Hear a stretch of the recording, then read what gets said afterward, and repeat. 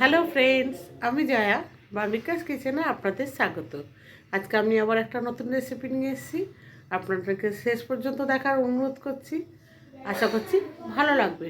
ভালো লাগলে অতি অবশ্যই লাইক শেয়ার কমেন্টস করবেন, আর পাশে থাকা বেল আইকনটা অতি অবশ্যই প্রেস করবেন, কারণ আমি যখন কোনো ভিডিও আপলোড করব সবার প্রথম আপনাদের কাছে পৌঁছায়। আর পুরনো বন্ধু, আপনাদের তো কিছু বলার নেই, আপনারা সবই জানেন। সুতরাং আপনাদের ছাড়া আমার এই পথ চলা অসম্ভব। আশা করছি পাশে থাকবেন। আর এটা অনুরোধ করছি, কেউ প্লিজ স্কিপ করে দেখবেন না, ভিডিওটা পুরোটা দেখুন। আশা করছি ভালো লাগবে।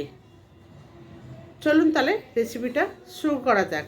আর একটা কথা, হ্যাঁ, যদি কোনো বন্ধু আমার চ্যানেলে নতুন থাকেন তাদের কাছে আমি অনুরোধ করছি আমার চ্যানেলটাকে সাবস্ক্রাইব করে নেবেন। চলুন তাহলে রেসিপিটা বানানো যাক। রেসিপিটা বানানোর জন্য আমি এক চামচের মতো রাঁধুনি নিয়েছি।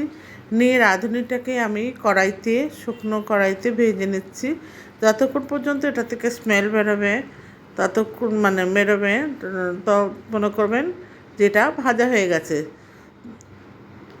যতক্ষণ না স্মেল বেরোবে ততক্ষণ পর্যন্ত এটাকে ভাজতে হবে। এটা ভাজা হয়ে গেছে। আমি এবার একটা মিক্সার গ্রাইন্ডারে নিয়ে মিক্সার বাউলের মধ্যে নিয়ে এটাকে গুঁড়িয়ে নেবো। এদিকে আমি কড়াইতে তেল বসিয়ে দিচ্ছি। তেলটা যতক্ষণ গরম হচ্ছে ততক্ষণ আমি অন্য স্টেপে চলে যাব। তেলটা গরম করতে দিচ্ছি, দিয়ে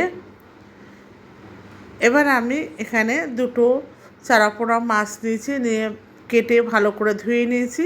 নিয়ে এবার নুন আর হলুদ দিয়ে এটাকে ম্যারিনেট করে নেবো বা নুন হলুদ মাখিয়ে নেবো।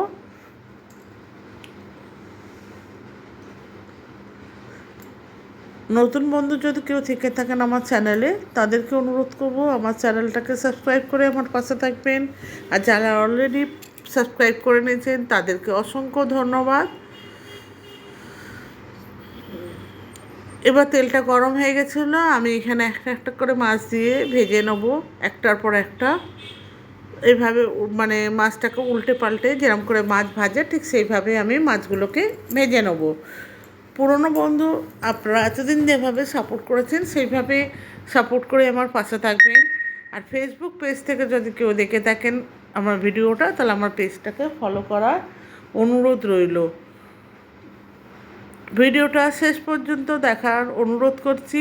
প্লিজ কেউ স্কিপ করবেন না, স্কিপ করে দেখবেন না, তাহলে বুঝতে পারবেন না যে আমি এই মাছটা রান্না করতে কী স্পেশাল মশলা ইউজ করলাম। কেন, রান্না সবাই মোটামুটি করে মাছের ঝোল, কিন্তু সবার একটা স্পেশালিটি থাকে। সেই জন্য আমি এখানে একটা স্পেশাল মশলা ইউজ করছি। সেটা আপনারা শেষ পর্যন্ত দেখুন, আশা করছি ভালো লাগবে। মাছগুলো আমি প্রত্যেকটা মাছ আমি ভেজে নিলাম এইভাবে।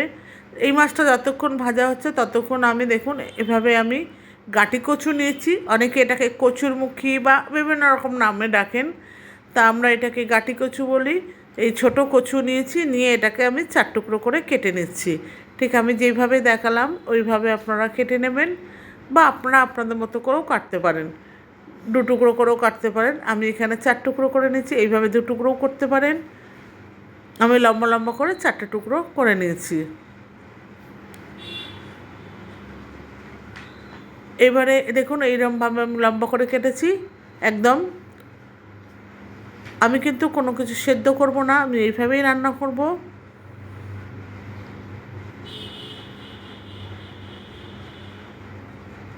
এবার আমি 2টো আলু নিয়েছি, আলুগুলোকেও ঠিক এইভাবে লম্বা করে আমি কেটে নিয়েছি। এবার আমার মাছটা ভাজা হয়ে গেছে, আমি মাছ দুটোকে তুলে নেব। সব মাছগুলো আমি একের পর এক ভেজে নিয়েছি। নিয়ে এবং এই একই কড়াইতে আমি এখানে এবারে ফোড়ন দেবো। আপনারা কি ফোড়ন দেন আমাকে জানাবেন কমেন্টস করে। আমি এখানে দিচ্ছি কালো জিরে।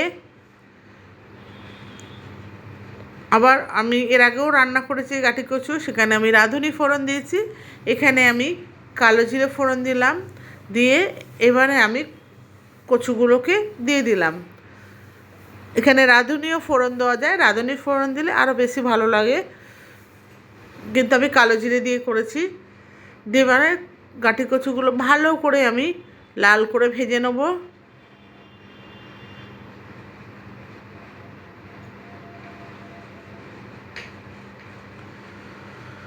এদিকে কচুগুলো যতক্ষণ ভাজা হচ্ছে ততক্ষণ আমি একটা মশলা বানিয়ে নেব। এখানে আমি 1.5 ইঞ্চির মতো আদা নিয়েছি, আর নিয়ে নিচ্ছি 3-4টে শুকনো লঙ্কা আর কাঁচা লঙ্কা।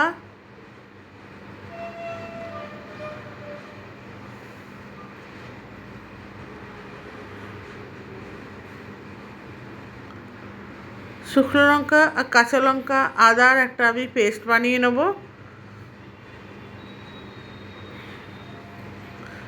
এদিকে কচুগুলো ভাজা হয়ে গেছে।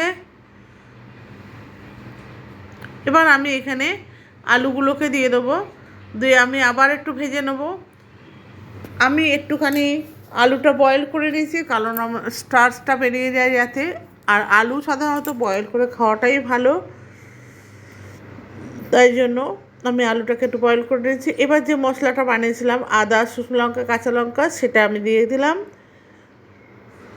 এবার হলুদ দিয়ে দিলাম 1 চামচের মতো, স্বাদ মতো লবণ দিয়ে দিলাম, নুনটা আপনারা আপনাদের মতো দিয়ে নেবেন। দিয়ে ভালো করে আমি নেড়ে নিচ্ছি।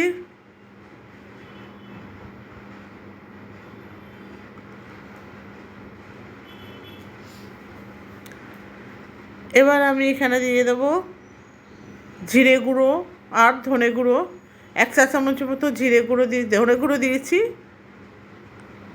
দিয়ে ভালো করে নেড়ে নিচ্ছি। আর দিয়ে দেবো 1 চা চামচের মতো জিরে গুঁড়ো, ওটাও দিয়ে দিলাম। দিয়ে ভালো করে আমি কষিয়ে নিচ্ছি যাতে মশলার কাঁচা গন্ধটা বেরিয়ে যায়।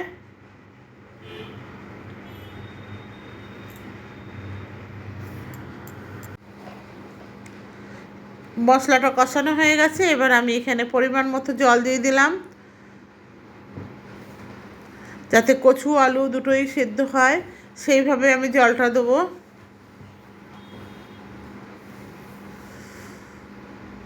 এভাবে মাছের ঝোল রান্না করে দেখবেন বন্ধুরা, কত সুন্দর লাগে খেতে।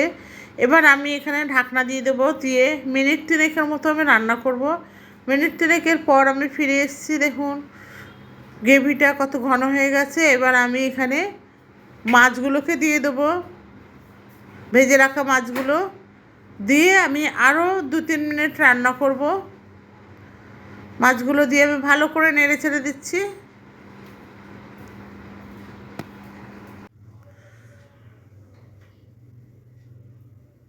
মাছগুলোকে ভালো করে ভেতরে ঢুকিয়ে দিচ্ছি যাতে মাছগুলো জলে ডুবে থাকে ঝোলের মধ্যে।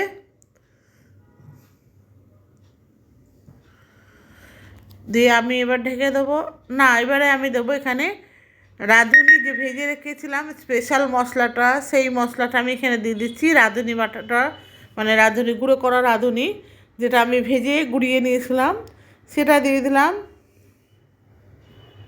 দিয়ে আমি এবার এখানে ঢাকনা দিয়ে দেবো। ঢাকনা দিয়ে মিনিট 2 মতো আমি রান্না করব। মিনিট 2 পর আমার রেসিপিটা তৈরি হয়ে গেছে। এবার আমি একটা পাত্রে ঢেলে নিচ্ছি পরিবেশনের জন্য। বন্ধুরা, আশা করছি আপনাদের ভিডিওটা ভালো লেগেছে। ভালো লাগলে অতি অবশ্যই লাইক শেয়ার কমেন্টস করবেন এবং পাশে থাকা বেল আইকনটা প্রেস করতে ভুলবেন না, কারণ আমি যখন ভিডিও আপলোড করব সবার প্রথম আপনাদের কাছে পৌঁছায়। আর নতুন বন্ধুরা আমার চ্যানেলটাকে সাবস্ক্রাইব করার অনুরোধ রইল, সাবস্ক্রাইব করে আমার পাশে থাকবেন। পুরনো বন্ধুরা এতদিন যেভাবে পাশে ছিলেন সেইভাবেই থাকবেন। আজকে তাহলে এই পর্যন্ত, আবার আসবো অন্য রেসিপিতে। ততদিন পর্যন্ত ভালো থাকুন, সুস্থ